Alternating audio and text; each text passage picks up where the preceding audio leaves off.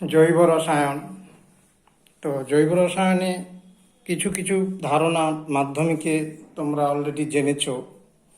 তো সেই জৈব রসায়নে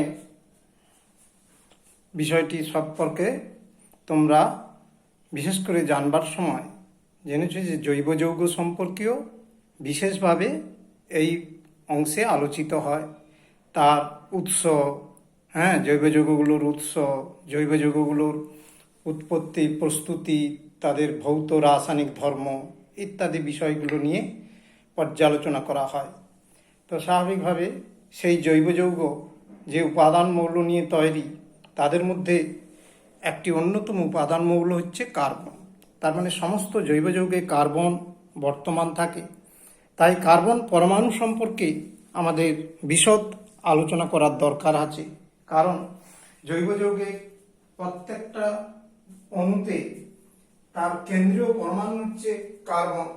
তো সেই কেন্দ্রীয় কার্বনের সাথে অন্যান্য মৌলগুলো কিভাবে যুক্ত হয়ে এই জৈব যৌগ গঠিত হয় তা আমাদের জানার দরকার। জৈব যৌগে কার্বনের যোজ্যতা সবসময় 4। তারপর আমরা টপিকটা শুরু করছি জৈব যৌগে কার্বনের চতুর্যোজ্যতা। তো দেখো, কার্বন পরমাণু বহিস্থ কক্ষে অর্থাৎ যোজ্যতা কক্ষে ইলেকট্রন বিন্যাস, বাইরের কক্ষের ইলেকট্রন বিন্যাস আমাদের জানা আছে 2s2 2p2। তো এই যোজ্যতা কক্ষের ইলেকট্রনগুলো রাসায়নিক বিক্রিয়ার আগে তথা ভূমিস্তরে ওই ইলেকট্রন বিন্যাস, ভ্যালেন্সি অরবিটালে ইলেকট্রন বিন্যাসটা কেমন থাকে না, ওর কক্ষকে ইলেকট্রনগুলো হুন্ডের সূত্র অনুযায়ী 2s2 আর 2p2 অর্থাৎ 2px 2py 2pz এই তিনটা অরবিটের মধ্যে দুটো বিজোড় ইলেকট্রন রয়েছে। এই ইলেকট্রন বিন্যাস দেখে মনে হবে কার্বন পরমাণুর যোজ্যতা 2 হওয়ার কথা, কারণ অযুগ্ম ইলেকট্রন সংখ্যা 2, দুটো বিজোড় ইলেকট্রন রয়েছে। কিন্তু বাস্তবে এখানে বিক্রিয়া করার আগে রাসায়নিক উৎস থেকে তোমার পরিবেশ থেকে শক্তি শোষণ করে থাকে কার্বন পরমাণু। তার ফলে কার্বন পরমাণুর ওই উত্তেজিত অবস্থায় ইলেকট্রনগুলো হচ্ছে ডিজেনারেটেড হয়, অর্থাৎ বিন্যস্ত হয়ে যায়, পুনর্বিন্যাস হয়ে যায়। দেখো, সেটাকে বলা হচ্ছে এক্সাইটেড স্টেট তথা উত্তেজিত অবস্থায় ওই ইলেকট্রন বিন্যাসটা কেমন দাঁড়াবে না 2s, এটা 2px 2py 2pz, এই চারখানা অরবিটাল অর্থাৎ তিনটা p অরবিটাল কক্ষক তিনটে আর একটা s কক্ষক, সবাই সমশক্তি সম্পন্ন সমগুণ সম্পন্ন হয়ে সংকরায়িত হয়ে যায়। এবং সমগুণ সম্পন্ন হওয়ার পর তথা সমশক্তি হওয়ার পর হুন্ডের সূত্র অনুযায়ী ইলেকট্রনগুলো অযুগ্ম অবস্থায় চলে আসে। এই 4টি বিজোড় ইলেকট্রন 4টি বন্ধন তৈরি করতে পারে, অর্থাৎ 4টি অযুগ্ম ইলেকট্রন 4টি বিজোড় ইলেকট্রন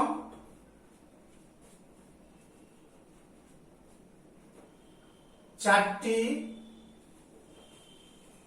সমযোজী বন্ধন গঠন করতে পারে। তাই কার্বন পরমাণু যোজ্যতা 4 হয়। তাই কার্বনের যোজ্যতা সর্বদাই 4 হওয়ার কথা। কেমন 4 হয় এটা মনে রাখতে হবে। কেমন তাহলে কার্বনের কেন যোজ্যতা 4 হয় আমরা ইলেকট্রনিক কনসেপশন দিয়ে ব্যাখ্যা করলাম বা জানলাম। এবারে 4টা যোজ্যতা কিভাবে বিন্যস্ত আছে সে সম্পর্কে বিজ্ঞানী কেকুলে একটি মতবাদ দেন। যে কেকুলের মতবাদে কি না, তিনি বলেছেন কার্বন পরমাণুর এই চারটা যোজ্যতা একটাই তলে অর্থাৎ একই সমতলে পরস্পর 90 ডিগ্রি কোণ করে অবস্থান করে। কিরকম না, কার্বন কেন্দ্রে থাকবে এবং একটা এইটা হচ্ছে কার্বন পরমাণু এবং এই একটা ভ্যালেন্সি, এই একটা ভ্যালেন্সি, এই একটা ভ্যালেন্সি, এই একটা ভ্যালেন্সি, অর্থাৎ চারটা যোজ্যতা, এবং এরা পরস্পর 90 ডিগ্রি কোণ করে অবস্থান করে। তাহলে যে কেকুলের মতে, বিজ্ঞানী কেকুলে মতে কার্বনের চারটি যোজ্যতা একই সমতলে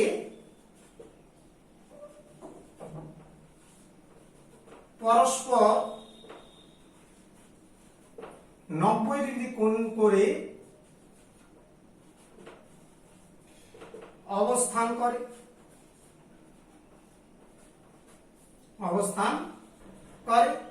আর কার্বন পরমাণুটা এই বিন্দুতে অবস্থান করছে, আর এই একটা ভ্যালেন্সি, এই একটা ভ্যালেন্সি, এই একটা ভ্যালেন্সি, এই একটা ভ্যালেন্সি, মানে চারটে যোজ্যতা এইভাবে অবস্থান করে। কিন্তু এই গঠন থেকে জৈব যৌগের সমস্ত বৈশিষ্ট্য ব্যাখ্যা পাওয়া যায়নি, বেশ কিছু বৈশিষ্ট্যের ব্যাখ্যা দিতে সক্ষম হয়নি। তার মানে আমরা বলতেছি যে এই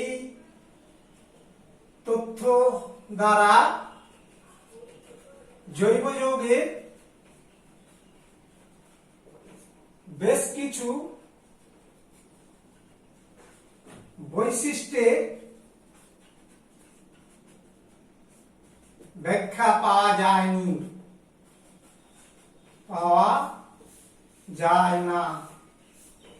এর পরবর্তীকালে বিজ্ঞানী ভ্যান টপ এবং লাভেল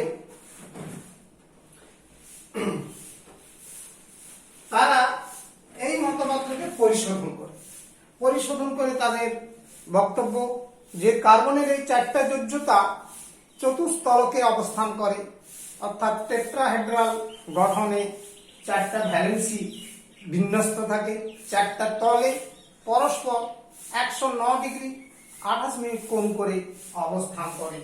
তার মানে বিষয়টা আমি একটা মডেলিং করে দেখাচ্ছি, অর্থাৎ গঠন স্ট্রাকচার দিয়ে আমি দেখাচ্ছি। দেখো, এই হচ্ছে কার্বন পরমাণু, কেমন, এই কালোটা হচ্ছে কার্বন পরমাণু, আর এই সাদা রেখা অর্থাৎ এই দণ্ডগুলো এক একটা যোজ্যতা। তার মানে এখানে কার্বন পরমাণু চারটা যোজ্যতা এইভাবে বিন্যস্ত হয়ে আছে, এইভাবে বিন্যস্ত থাকে। এটা হচ্ছে ভ্যান টপ এবং লাভেল দুজন বিজ্ঞানী হচ্ছে তাদের মতবাদ যে চতুর্যোজ্যতা কার্বনের কিভাবে বিন্যস্ত থাকে না, এই একটা তল, এই একটা তল, এই একটা তল। আমি এটা দিয়ে দেখাচ্ছি, দেখো তলগুলো কিভাবে কল্পনা করা যেতে পারে। না, এই কাগজটা একটা তল মনে করো, এবার যখন রেখে দিচ্ছি তার মধ্যে একটা ত্রিভুজাকার তল পাওয়া যাচ্ছে, ঠিক এখানে একটা তল পাওয়া যাবে, এটা একটা তল পাওয়া যাবে, এদিকে একটা তল পাওয়া যাবে, তাহলে তিন দিকে তিনটা তল আর নিচে একটা, চারটা তলে। এবং ওই তলগুলোর কি হচ্ছে শীর্ষবিন্দু বরাবর যোজ্যতাগুলো চতুস্তলকে চারটা তলের শীর্ষবিন্দু বরাবর বিন্যস্ত থাকে। সেটা ছবি এঁকে আমি আরো দেখাবো, তবে তার আগে মডেলটা দেখাচ্ছি। ধরো মিথেনের গঠন, মিথেনে কার্বন পরমাণুর চারটা যোজ্যতা কিভাবে বিন্যস্ত থাকে চতুস্তলকীয় গঠনে।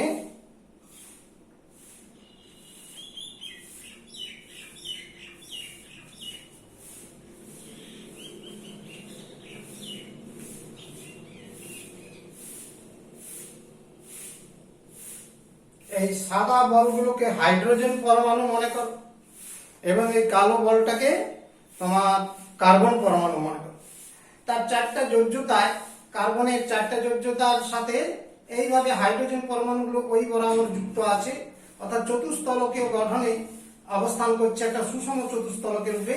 এই বন্ধন কোণটা 109°28', এটাও তাই, এটাও তাই, এবং অপর বন্ধন কোণগুলো, অর্থাৎ প্রত্যেকটা বন্ধন কোণ একই মানের হবে। চারটা তল এইভাবে বিন্যস্ত হয়ে থাকছে। কেমন? তাহলে চারটা তলে কিভাবে তার চারটা যোজ্যতা, কার্বন পরমাণু চারটা যোজ্যতা কিভাবে বিন্যস্ত থাকে সেটা আশা রাখি তোমরা বুঝতে পারলে যে এইভাবে কার্বনের চারটা ভ্যালেন্সি সব সময় যুক্ত অবস্থায় তার যৌগ গঠনে এইভাবে বিন্যস্ত হয়ে থাকে। কেমন? তাহলে গঠন স্ট্রাকচারটা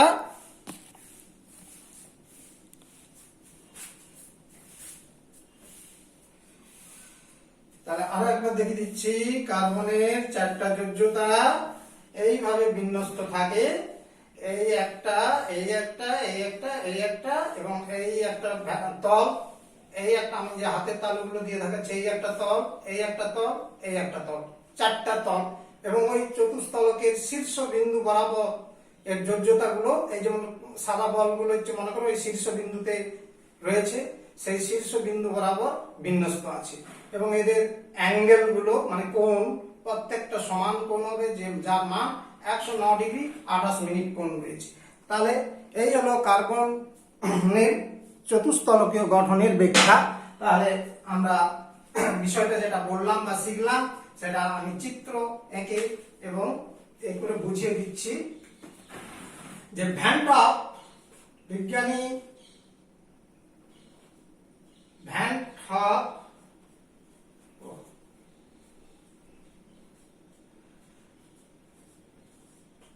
টপ এবং লাভের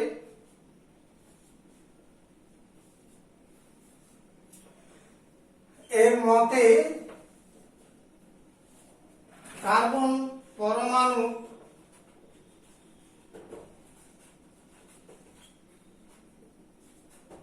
চারটি যোজ্যতা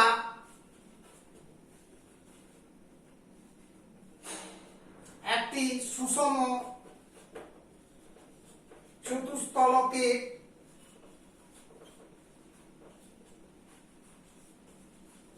চারটি শীর্ষবিন্দু বরাবর প্রসারিত থাকে।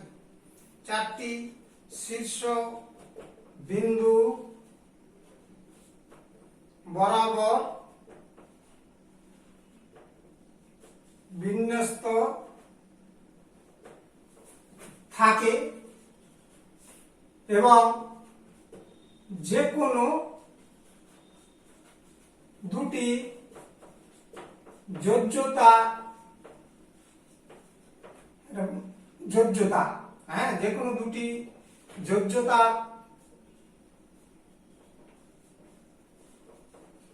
মধ্যবর্তী কোণ 109°28' কোণ। তাহলে এই পিকচারটা কেমন হবে যেটা আমি মডেল আকারে দেখালাম, এই যে মডেলটা দেখালাম এর গঠনটা ঠিক এটা আমি ছবি এঁকে দেখাচ্ছি। এখানে আমার তো বোর্ডটা 2 ডাইমেনশনাল অর্থাৎ দ্বিমাত্রিক, কাজে আর এর গঠনটা হচ্ছে ত্রিমাত্রিক গঠন। স্বাভাবিক বোর্ডে আঁকাটা যদিও টাফ ব্যাপার তবুও দেখাচ্ছি। দেখো এইটা মনে করো কার্বন পরমাণু কেন্দ্রে রয়েছে, এই একটা যোজ্যতা, এই একটা যোজ্যতা, এই একটা যোজ্যতা প্রসারিত রয়েছে, আর একটা যোজ্যতা এই দিকে। তাহলে এইটি হচ্ছে কেন্দ্রে কার্বন পরমাণু, তার চারটা যোজ্যতার চতুর্দিকে বিন্যস্ত আছে।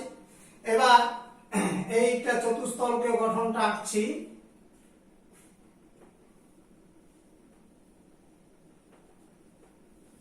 এই কাটা কাটা রেখা দিয়ে তলটা কাল্পনিক তল একটা, এই তলগুলো আমি প্রকাশ করছি।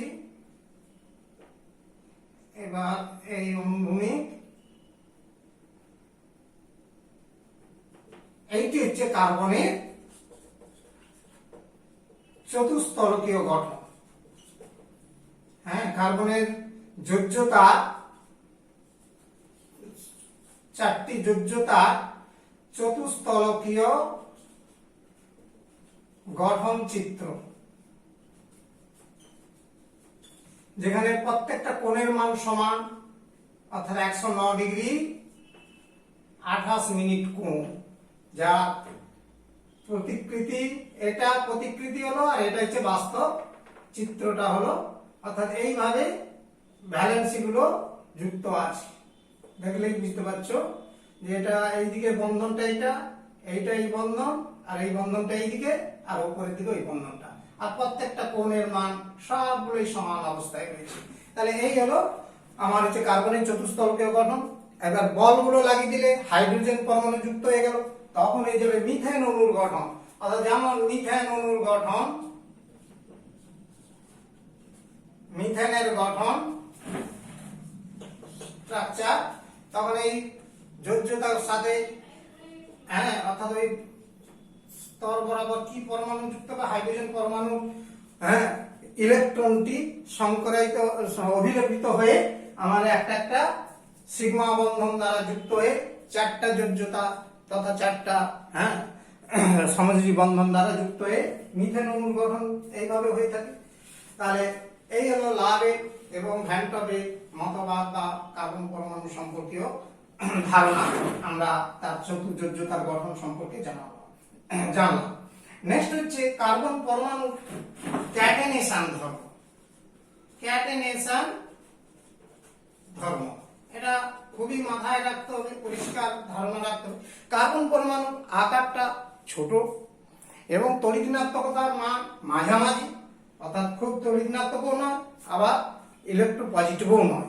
তার মানে এর ফলে কি হচ্ছে, কার্বন পরমাণুগুলো নিজেদের মধ্যে পরস্পর যুক্ত হয়ে সমযোজী বন্ধন দ্বারা যুক্ত হয়ে তারা শৃঙ্খল গঠন করতে পারে বিভিন্ন আকৃতি, বিভিন্ন দৈর্ঘ্যে। তো সেই বিভিন্ন দৈর্ঘ্যের বিভিন্ন আকৃতির যে শৃঙ্খলগুলো তৈরি করে, এই শৃঙ্খল তৈরির গঠন করার ক্ষমতাকেই বলা হচ্ছে কার্বন পরমাণু ক্যাটেনেশন।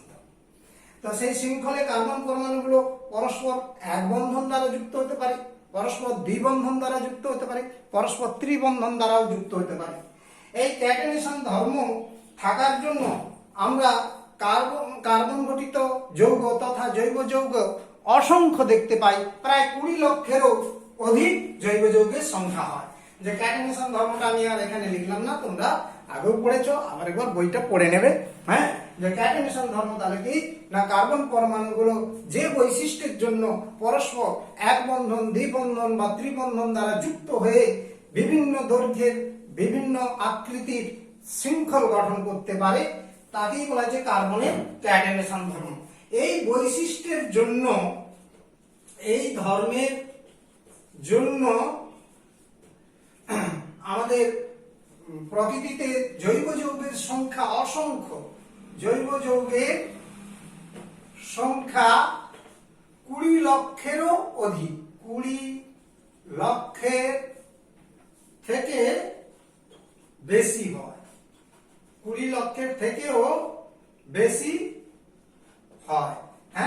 কেন এত অসংখ্য জৈব যৌগ তৈরি হচ্ছে? না, এই ক্যাটেনেশন ধর্মের জন্য, কার্বন পরমাণুর এই ক্যাটেনেশন প্রপার্টির জন্য এত বেশি সংখ্যক আমার জৈব যৌগ আমরা দেখতে পাই। নেক্সট হচ্ছে আমরা পরবর্তী টপিক শুরু করছি, সম্পৃক্ত এবং অসম্পৃক্ত যৌগ।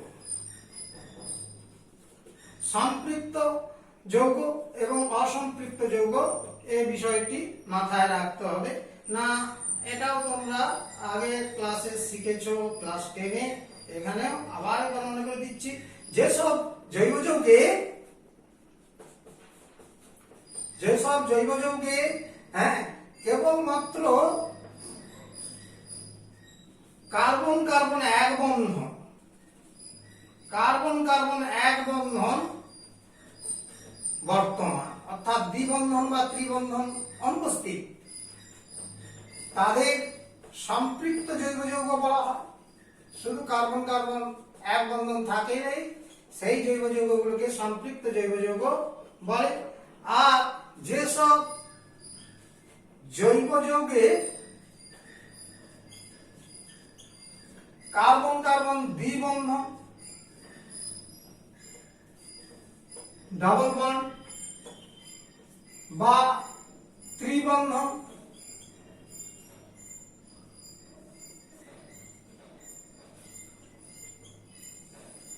ত্রিবন্ধন কিংবা দুটো বন্ধনই একসঙ্গে থাকতে পারে, হ্যাঁ, বর্তমান, তাদের অসম্পৃক্ত জৈব যৌগ বলা হয়, তাদের অসম্পৃক্ত যৌগ বলা হয়, আনস্যাচুরেটেড অর্গানিক কম্পাউন্ড বলা হয়। তো এই ধরনের যৌগের উদাহরণ যেমন অ্যালকেন গুলো সব সম্পৃক্ত জৈব যৌগ, অ্যালকেন মানে methane, ethane, propane, butane, pentane ইত্যাদি। আর অসম্পৃক্ত জৈব যৌগ তোমরা অলরেডি শুনেছো, ইথিলিন, ইথিলিন, প্রোপিন, বিউটিন অর্থাৎ অ্যালকিন গুলো।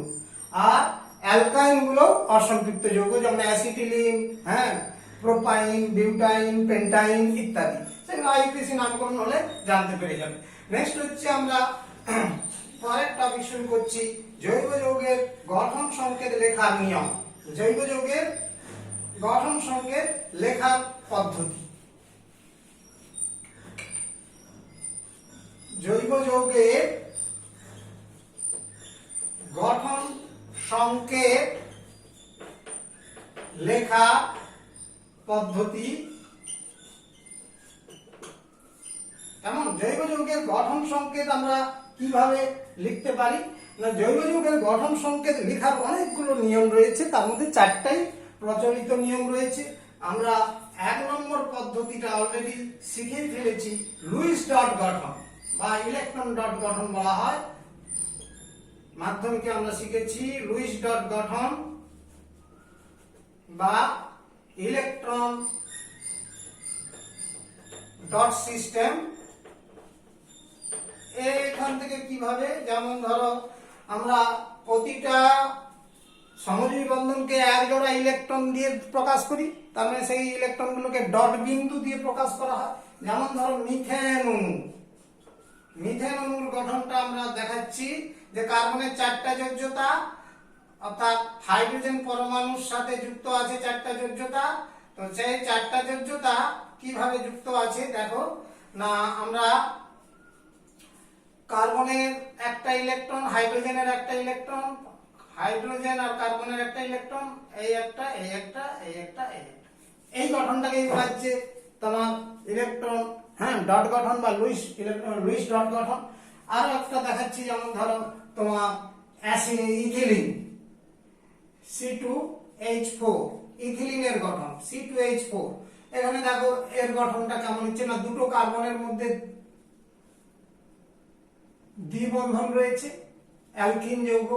দ্বিবন্ধন মানে দুটো করে ইলেকট্রন জোড় রয়েছে, অর্থাৎ দ্বিবন্ধন। এছাড়া প্রত্যেকটা কার্বনের, হ্যাঁ, সঙ্গে দুটো করে হাইড্রোজেন যুক্ত রয়েছে।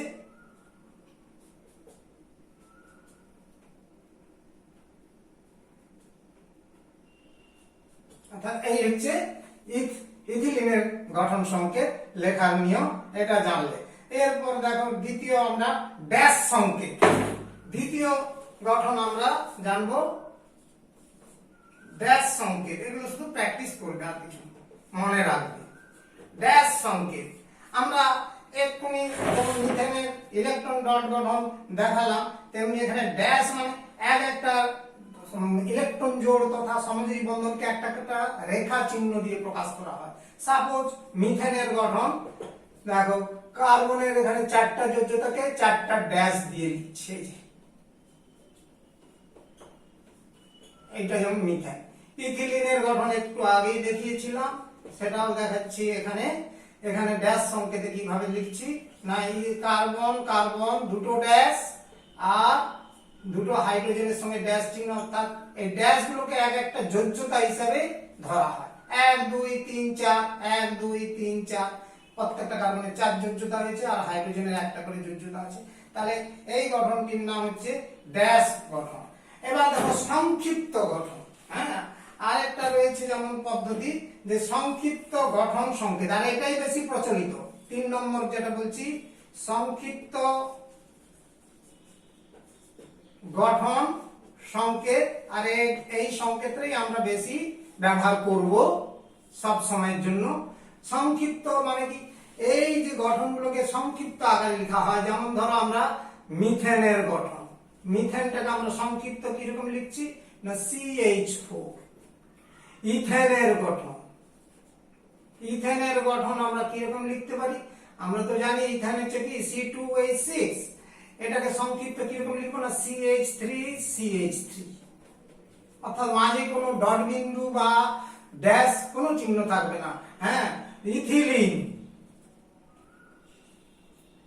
ইথিলিন সংকেতটা আমরা দেখাতে পারি, বা ইথিন যাকে বলা হয় ইথিলিন, আর আইপিসি নাম ইথিন বলে জানো, C2H4, এর হচ্ছে সংক্ষিপ্ত সংকেতটা কিরকম লেখা হয় CH2 ডবল বন্ড CH2, অর্থাৎ অ্যালকিন অ্যালকাইন থাকলে দ্বিবন্ধন ত্রিবন্ধনটাকে আমরা ড্যাশ চিহ্ন দিয়ে প্রকাশ করব, আর বাকি যে হাইড্রোজেনের সাথে কার্বনের বন্ধনগুলোকে কিন্তু আমরা সংক্ষিপ্ত আকারে প্রকাশ করব।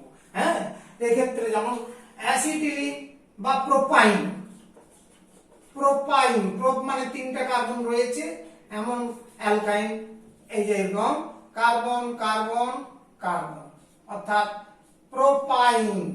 এখানে একটা ত্রিবন্ধন আছে আর একটা এক বন্ধন আছে, এটা আর লিখবো না, এটা শুধু কি CH3, এই কার্বনের যোজ্যতা 1 2 3, একে 4 হয়ে গেছে, তাহলে এই কার্বনের যোজ্যতা 1 2 3, আর একটা হাইড্রোজেন দিয়ে দিলাম। দেখি এটা হচ্ছে সংক্ষিপ্ত গঠন সংকেত লেখা নিয়ম। নেক্সট হচ্ছে আমার বন্ধন রেখা সংকেত, এটাও প্রচলিত রয়েছে। বন্ধন রেখা সংকেত অর্থাৎ এখানে কোনো পরমাণু চিহ্ন থাকবে না, কোনো মৌলের চিহ্ন থাকবে না, শুধু এক একটা রেখা চিহ্ন দিয়ে প্রকাশ করা হবে। প্রতিটি রেখার প্রান্তীয় বিন্দুতে একটা করে পরমাণুকে ধরে নেওয়া হয়। কেমন? যেমন ধরো আমরা ইথেনটার গঠন লিখছি, ইথেন, ইথেনের গঠন অলরেডি একটু আগেই শিখলাম, CH3CH3, এটা হচ্ছে ইথেন। হ্যাঁ, অর্থাৎ এখানে যেটা এইভাবে আমরা ড্যাশ রেখা দিয়ে প্রকাশ করেছি। দেখো কার্বন কটা রয়েছে? দুটো, অর্থাৎ এটা একটা রেখা চিহ্ন। এটাই বুঝে দিতে হবে এই প্রান্ত বিন্দুতে একটা কার্বন আছে, এই প্রান্ত বিন্দুতে আরেকটা কার্বন রয়েছে, এবং কার্বনের যোজ্যতা 4 পূরণের জন্য যেগুলো দরকার সেগুলো হচ্ছে হাইড্রোজেন, হাইড্রোজেন দিয়ে ফিল আপ করতে হবে। অর্থাৎ ইথেনের রেখা সংকেত এইটা হবে বন্ধন রেখা সংকেত। তেমনি প্রোপেন, প্রোপেন মানে CH3 CH2 CH3, কটা কার্বন রয়েছে? 3টে কার্বন রয়েছে, কাজে এই একটা কার্বন রয়েছে, এই একটা কার্বন রয়েছে, এই একটা কার্বন রয়েছে। তার মানে এই রেখাটা দিয়ে তুমি কি বুঝাচ্ছ না, এই যে হ্যাঁ, এখানে কার্বন রয়েছে, কার্বন রয়েছে, কার্বন রয়েছে। এবার 4টে যোজ্যতার জন্য কার্বনের একটা করে হাইড্রোজেন দিয়ে দিতে হবে প্রত্যেকটা যোজ্যতা, তার মানে 3টে হাইড্রোজেনের প্রান্তে লাগছে।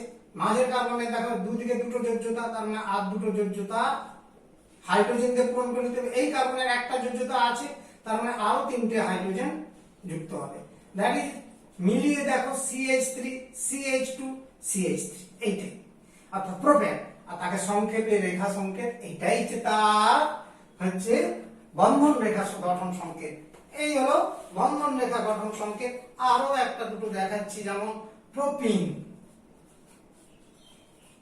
প্রোপিন, প্রোপিনের সংকেত কি না CH2 ডবল বন্ড CH3, এটা আমরা সংক্ষিপ্ত আকারে রেখা সংকেত দিয়ে কিরকম প্রকাশ করতে পারি? দেখো কটা কার্বন রয়েছে? 3টে কার্বন, অর্থাৎ 1 2 3, একটা কার্বন, দুটো কার্বন, 3টে কার্বন।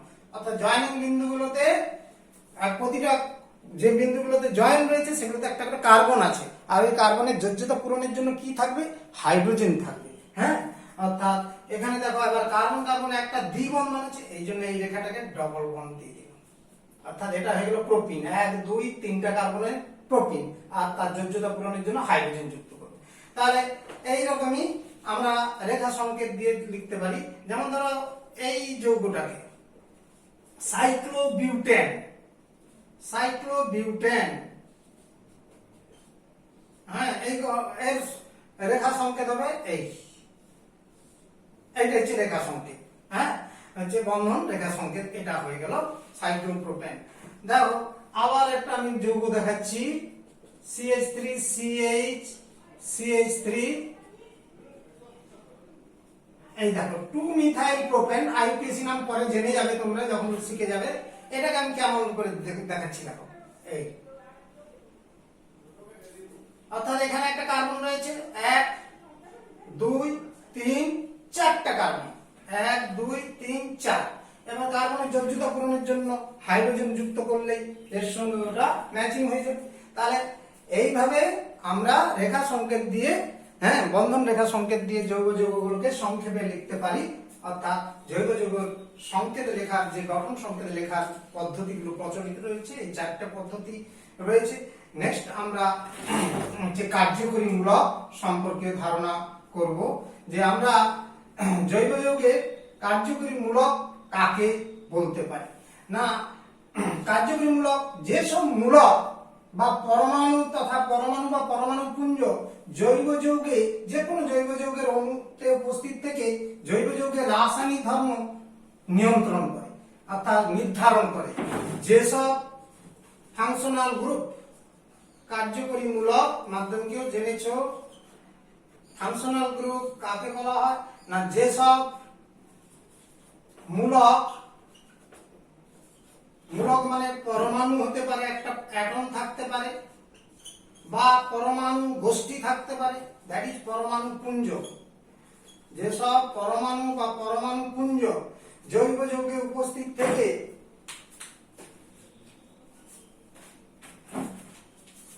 জৈব যৌগের অণুতে উপস্থিত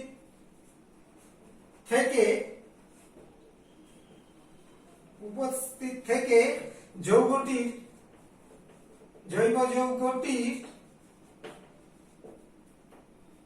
রাসায়নিক ধর্ম নিয়ন্ত্রণ করে। রাসায়নিক ধর্ম হচ্ছে নির্ধারণ করে। আবার ভৌত ধর্ম অনেকটাই নির্ভর করে, তবে মেনলি রাসায়নিক বিক্রিয়াটাকে নিয়ন্ত্রণ করে। তাদের ফাংশনাল গ্রুপ বা কার্যকরী মূলক বলা হয়। কেমন বিভিন্ন কার্যকরী মূলক রয়েছে, যেমন অ্যালকোহলের কার্যকরী মূলক হাইড্রোক্সিল রয়েছে, অ্যালডিহাইডের কার্যকরী মূলক সিএইচও রয়েছে। এগুলো আমরা কিছু কিছু কার্যকরী মূলক দেখাচ্ছি, দেখো গঠন সংকেত গুলো। এছাড়া তোমাদের একটা পিকচার দেখাবো এখনই। নেক্সট দেখো, আমি যেখানটা দেখাচ্ছিলাম আবার মনে করে নাও, কার্যকরী মূলকের সংকেত যেমন হাইড্রোক্সিল OH, তোমরা এর গঠন সংকেত জানো। এটা কার না, কার্যকরী মূলক যখন মুক্তমূলক যৌগে থাকবে তখন সেগুলো হবে অ্যালকোহল। আবার অ্যারোমেটিক যৌগ ক্ষেত্রে হলে যেমন ফেনলিক OH বলা হয়, যেমন ফেনল বা কার্বলিক অ্যাসিডেও কার্যকরী মূলক হাইড্রোক্সিল থাকে। তেমনি দেখো অ্যালডিহাইড ফরমাইল মূলক, এটার নাম ফরমাইল মূলক। এর গঠনটা কেমন না, কার্বনের অক্সিজেনের সাথে দ্বিবন্ধন আছে, হাইড্রোজেন এক বন্ধন, আরেকটা যোজ্যতা মুক্ত আছে, দ্যাট ইজ এটা যৌগগুলো অ্যালডিহাইড। আর কার্যকরী মূলকের নাম তোমরা অলরেডি জানো, এটা হচ্ছে ফরমাইল। কিটোনের কার্যকরী মূলক দ্যাট ইজ এটা, অথবা এটাকে সংক্ষেপে লেখা হয় CO। কার্বনের যোজ্যতা দুটো যোজ্যতা কি আছে, মুক্ত অবস্থায় রয়েছে, দ্যাট ইজ কিটোন যৌগ হবে। কেমন, তাহলে কার্যকরী মূলক এইভাবে গঠনগুলো মনে রাখতেই হবে। যেমন কার্বক্সিলিক অ্যাসিড মূলক, কার্বক্সিল মূলক COOH, কার্বনের যোজ্যতা একটা মুক্ত রয়েছে। এটাকে গঠন দিয়ে লিখছি, দেখো কার্বন দ্বিবন্ধন অক্সিজেন OH। এটা হচ্ছে কার্বক্সিলিক অ্যাসিড বা ফ্যাটি অ্যাসিড। কার্যকরী মূলক যে সমস্ত যৌগে থাকে তাদেরকে বলা হয় কার্বক্সিলিক অ্যাসিড বা ফ্যাটি অ্যাসিড। কেমন, ইথার মূলক অক্সিজেনের দুটো বন্ধন মুক্ত আসছে, দুদিকে দুটো, এটা হচ্ছে যৌগগুলোর নাম ইথার, আর কার্যকরী মূলকের নাম হচ্ছে ইথার মূলক। তেমনি অনেক কার্যকরী মূলক রয়েছে, বেশ কিছু জৈব যৌগের সম্পর্কে আমরা দেখাচ্ছি একটু পরে। সায়ানাইড যৌগ রয়েছে, আইসোসায়ানাইড যৌগ রয়েছে, অ্যামিন যৌগ রয়েছে, নাইট্রো যৌগ রয়েছে ইত্যাদি, হ্যাঁ, হ্যালাইড যৌগ রয়েছে, তাদের কার্যকরী মূলকগুলো সম্পর্কেও আমরা আইডিয়া সুন্দরভাবে দিতে পারি।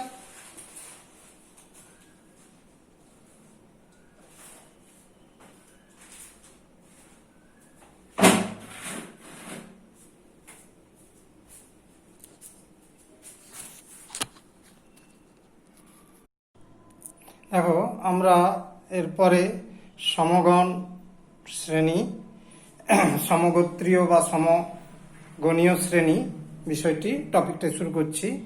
তাহলে একই উপাদান মৌল নিয়ে গঠিত এবং একই সাধারণ সংকেত দ্বারা প্রকাশিত এবং একই কার্যকরী মূলক যুক্ত সমধর্মী জৈব শ্রেণীগুলোকে, জৈব যৌগের শ্রেণীকে আমরা পরপর আণবিক ভরের ক্রম অনুসারে, অর্থাৎ পরপর আণবিক ভর বৃদ্ধির সাথে সাথে যদি সাজিয়ে একটি শ্রেণী গঠন করা যায় এবং যে শ্রেণী পরপর যে কোনো দুটি সদস্যের আণবিক সংকেতের পার্থক্যটা CH2 হয়, তবেই সেই শ্রেণীকে বলা হচ্ছে হোমোলোগাস সিরিজ অর সমগোত্রীয় শ্রেণী বা সমগণীয় শ্রেণী।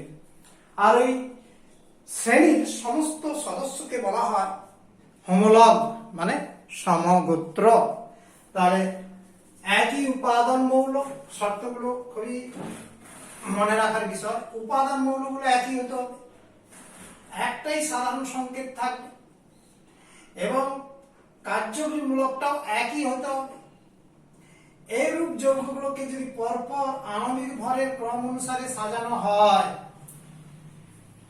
তাতে যদি একটা শ্রেণী পাওয়া যায়, সেই শ্রেণীর যে কোনো দুটি পরপর সদস্যের আণবিক সংকেতের পার্থক্যটা হবে কত না CH2, একটা কার্বন দুটো হাইড্রোজেনের পার্থক্য থাকে, তবে সেই শ্রেণীকে বলা হয় সমগোত্রীয় শ্রেণী বা সমগণীয় শ্রেণী। আর ওই শ্রেণীর সদস্যকে বলা হচ্ছে সমগোত্র।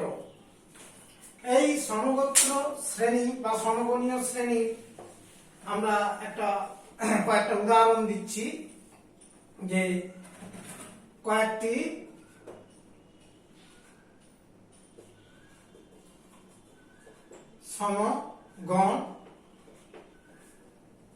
সমগণের তালিকা একটা দিচ্ছি। দেখো,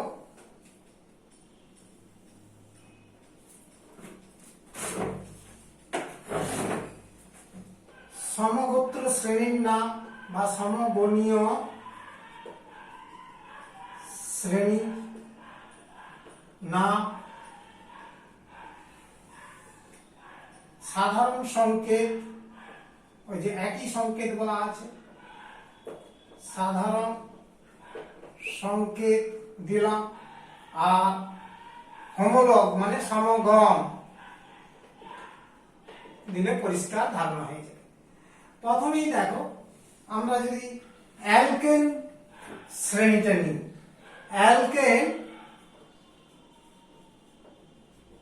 অ্যালকেন শ্রেণী, এই শ্রেণীর সাধারণ সংকেতটা কি না CnH2n+2। n এর মান যে কোনো পূর্ণ সংখ্যা হবে, 1 2 3 4 ইত্যাদি হতে পারে।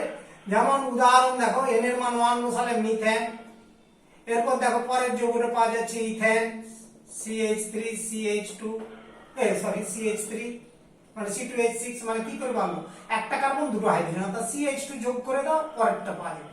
আর পরেরটা দেখো আবার CH2 যোগ করে দাও, প্রোপেন পাওয়া যাবে, অর্থাৎ CH3 CH2 CH3 propane. Butane পেতে গেলে কি হবে না, আরো একটা CH2 যোগ করে দাও, CH2 CH3। তার পরের পর সদস্য, 1 নম্বর সদস্য, 2 নম্বর সদস্য, 3 নম্বর, 4 নম্বর ইত্যাদি যৌগের শ্রেণীটা হয়ে যাবে কি অ্যালকেন শ্রেণী। নেক্সট হচ্ছে দেখো নাম্বার 2 অ্যালকোহল শ্রেণী। অ্যালকোহল হোমোলগ বা সমগোত্র শ্রেণী। তাদের ক্ষেত্রে যৌগটার সংকেত সাধারণ সংকেত হবে CnH2n +2, অর্থাৎ এই অ্যালকেনের সংকেতের মতো হবে, কিন্তু একটা অক্সিজেন পরমাণু বেড়ে যাবে। হ্যাঁ, যে সাধারণ সংকেত এটা হলো। এবার এর সমগণ বা সমগোত্রগুলো যৌগগুলো কি কি সদস্যগুলো দেখো। প্রথম যৌগ জানি আমরা মিথাইল অ্যালকোহল, দ্বিতীয় যৌগ জানি ইথাইল অ্যালকোহল অর্থাৎ CH3, এরপরে কি বাড়বে CH2OH। তুমি n এর মান 1 বসালে CH3OH, 2 বসালে C2H5OH ইথাইল অ্যালকোহল, 3 বসালে প্রোপাইল অ্যালকোহল, ঠিক পেয়ে যাবে। এরপরে propyl alcohol that is CH3 CH2 CH2OH। দেখো কার্যকরীমূলক প্রত্যেকটারই একই আছে। তারপর দেখো butyl alcohol CH3 CH2 CH2, হ্যাঁ 1 2 3 4টা কার্বন বিউটাইল অ্যালকোহল। তারপর কি আরেকটা CH2 বাড়লো, প্রত্যেকটা একটা করে CH2 বেড়ে যাচ্ছে। দ্যাট ইজ 1 নম্বর সদস্য, 2 নম্বর, 3 নম্বর, 4 নম্বর, এরপর 5 নম্বর আসবে, 6 নম্বর আসবে ইত্যাদি অ্যালকোহল শ্রেণী আমরা পেতে পারি। অ্যালডিহাইড শ্রেণী,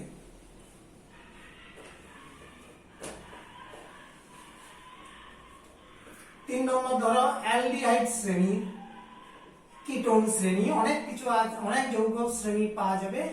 হ্যাঁ, সমস্ত যৌগেরই শ্রেণী পাওয়া যাবে। অ্যালডিহাইড শ্রেণী, অ্যালডিহাইড শ্রেণী, অ্যালডিহাইড শ্রেণী যৌগটার সাধারণ সংকেত CnH2nO, অর্থাৎ দুটো হাইড্রোজেন কমে গেল অ্যালকোহলের থেকে দুটো হাইড্রোজেন পরমাণু কমে গেলে অ্যালডিহাইড শ্রেণী হবে। প্রথম যৌগ ফর্মালডিহাইড HCHO, ফর্মালডিহাইড। দ্বিতীয় যৌগ অ্যাসিটালডিহাইড, একটা কার্বন দুটো হাইড্রোজেন বেড়েছে দ্যাট ইজ CH3CHO। তৃতীয় যৌগ আবার CH2 বাড়িয়ে দিলে প্রোপিওনালডিহাইড, আরেকটা কার্বন বাড়িয়ে দিলে বিউটানালডিহাইড বা বিউটারঅ্যালডিহাইডও বলা যায়, সাধারণ নাম, অর্থাৎ 4টা কার্বন ইত্যাদি করে আমরা এটা পেতে পারি যে অ্যালডিহাইড শ্রেণীর হ্যাঁ সমগণগুলো পাওয়া গেল। তার মানে এখানেও যেমন পেয়েছি ঠিক একই ভাবে আসবে। নেক্সট দেখো আমরা কার্বক্সিলিক অ্যাসিড শ্রেণী, কার্বক্সিলিক অ্যাসিড শ্রেণী 4 নম্বর কার্বক্সিলিক অ্যাসিড শ্রেণী। এই সিরিজের যৌগগুলোর সাধারণ সংকেত তোমার হয়ে যাবে CnH2n+1 আর কার্যকরীমূলকটা রয়েছে COOH। এটা হচ্ছে এদের সাধারণ সংকেত আসবে। তাহলে এখানে n এর মান 1 বসাও, ফর্মিক অ্যাসিড HCOOH প্রথম আদি যৌগ। দ্বিতীয় যৌগ অ্যাসিটিক অ্যাসিড, তৃতীয় সদস্যের যৌগ প্রোপানোয়িক অ্যাসিড, অর্থাৎ n এর মান 3 বসাও, n এর মান 3 বসাও প্রোপানোয়িক অ্যাসিড, 4 বসাও বিউটানোয়িক অ্যাসিড বা বিউটারিক অ্যাসিড বলতে পারো, 5 বসাও পেন্টানোয়িক অ্যাসিড, 6 বসাও হেক্সানোয়িক অ্যাসিড ইত্যাদি তোমার জৈব অ্যাসিড বা কার্বক্সিলিক অ্যাসিড গোত্রের এক্সাম্পল শুনলে। তাহলে এই হলো আমরা